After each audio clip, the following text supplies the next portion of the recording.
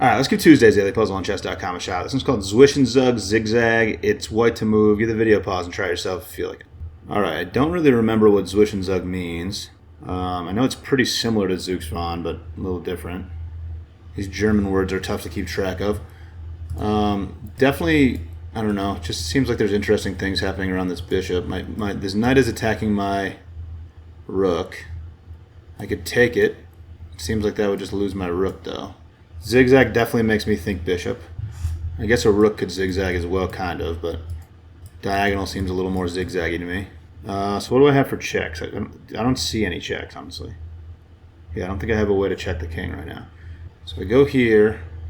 I have a check, but I don't think it does anything.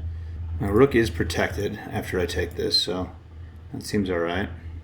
Yeah, it's just this, probably, right? This knight is just hanging. Because if you try to take back, I take your rook with check. And I have this check. So like if you take my rook, I don't have to take back right away. I just take the pawn, and then I take back. Yeah, okay, that's what this is, right? I think absolutely. So I go here. It looks like the knight is protected by the rook. The problem is that if I take and the rook takes, then I take your rook and I won the knight, and I'm checking the king.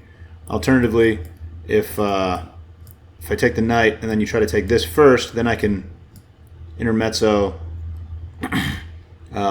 Take the pawn with check on the king, and then after the king moves I can take back. So I win this knight no matter what.